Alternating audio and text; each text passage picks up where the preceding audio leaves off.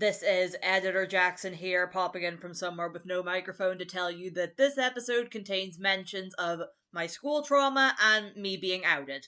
So if you find any of those to be difficult topics, consider giving this episode a miss. Thank you and enjoy the rest of this. Alright then, lads, ladies, and those of us who know better. My name is Jackson MTT Kenny, and welcome back to Bold and Bright. I've got a cold at the minute, and the last video I made took me 2 weeks to get off the ground, and I am now sleepy and a bit sick, and my brain is operating at about half speed. But even though I can barely get my thoughts in a straight line today, the Percy Jackson hyperfixation is still very much up and running, so that's what I'm going to be talking about today. So my experience with Percy Jackson started, when was it? Yeah, I was 11.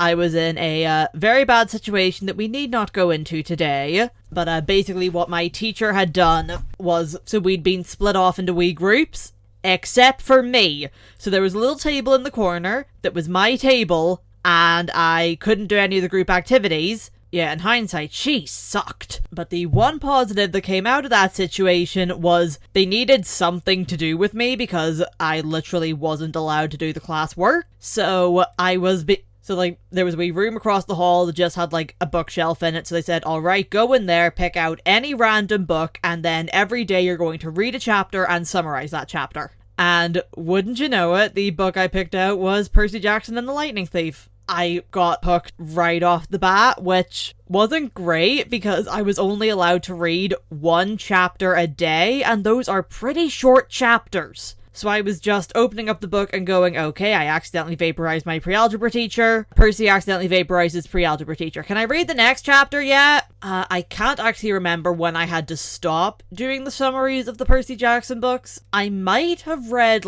at least most of them doing the one chapter per day nonsense. Again, I was in a very bad situation. I was having a terrible time, and something in particular that I was struggling with was my disabilities. Because, to give you a little bit of a time frame, this would have been in October of me being 11. My birthday's in January. And in March of that year, I'd been in a severe accident. I had gotten disabled for life, but I hadn't told anyone about that, which in hindsight, look, I understand why I kept a disability secret for years, but holy frick, PE could have been so much easier if I just had my walking stick with me. So I was already traumatized. I was having a very bad time physically and mentally because being the queer neurodivergent kid and also a complete and utter weirdo, yeah, I don't think any of us had a good first year in secondary school. We were all suffering. And also I think earlier that year I had also gotten my ADHD diagnosis, which was remarkably painless for me, all things considering. I know that other people have had to really work to get their ADHD diagnosis, but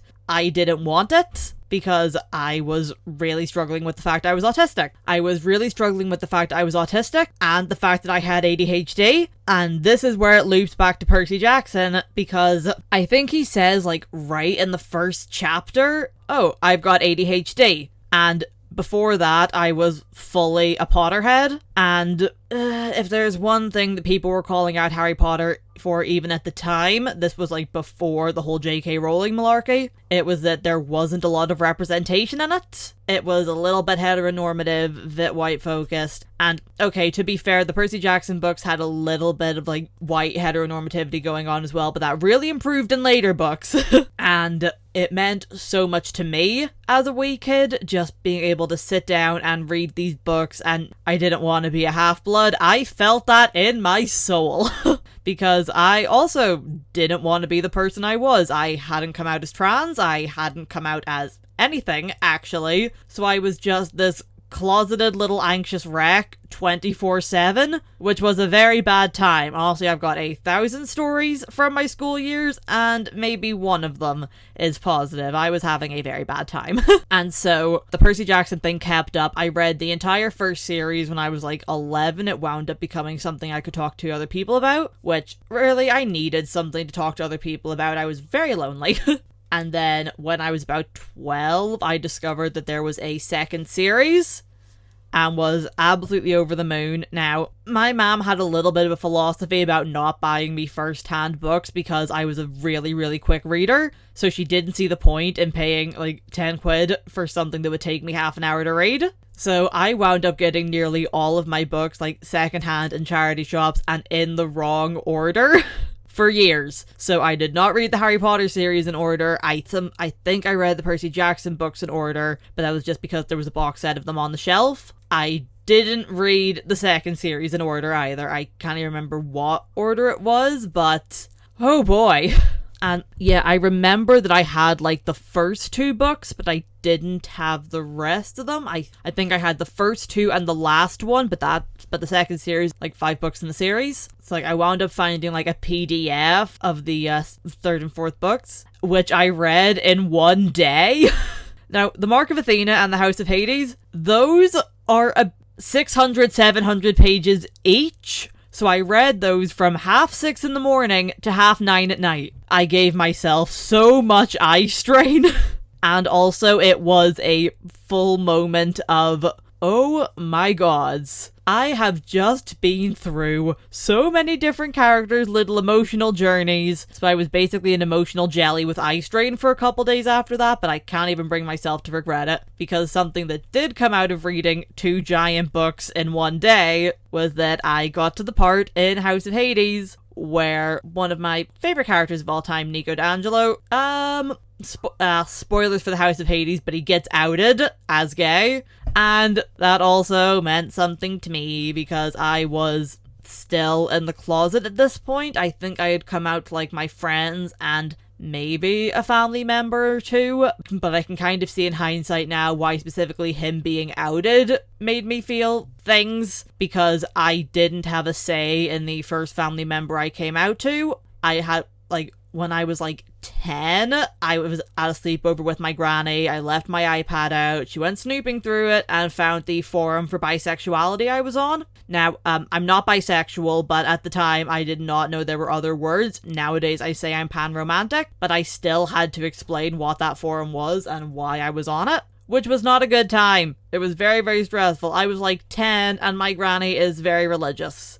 So there was definitely an undertone of, am I going to just get kicked out now? Is she going to tell my parents? Because she was a hopeless gossip. And seeing Nico basically getting kicked around and not getting a say in it and feeling all of the anxiety that I had felt getting forced out of the closet, that meant something to me. Especially because, like, this was my little private thing. I know that those books were wildly popular and a lot of people read them, but there's a quote from someone about how books feel like your best friends at some point, and it really did feel like, oh, I can talk to these people and I can feel understood with this, because I was not getting an awful lot of understanding anywhere else. Again, I cannot recommend being a mentally ill closeted wreck. It is not very good for you in the long run, or the short run, or any kind of run. It's not even good for you in the 3-leg race. And I'm kind of back on my Percy Jackson kick.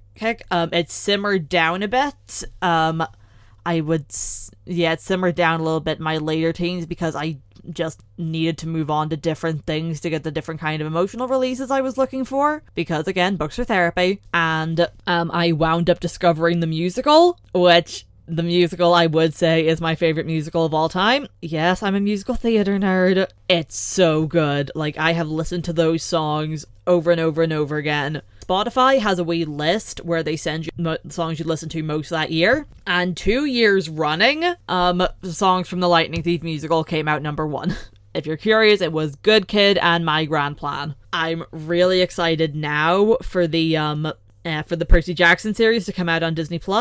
I think Disney might be in a few bad books at the minute, so I might need to borrow someone else's account to watch it, but we got so fecked over with the movies. We really need a good series, and from what I've seen, I'm cautiously hopeful. I don't want to be too hopeful, but if you hear any background noise, I think the foster puppy has crawled under my shed because it's elevated, and I think they might be pushing a bottle around. Yes, this is what my life has come to. So, I think that just about wraps it up. My name is Jackson MTT Kenny, and this has been Bold and Bright.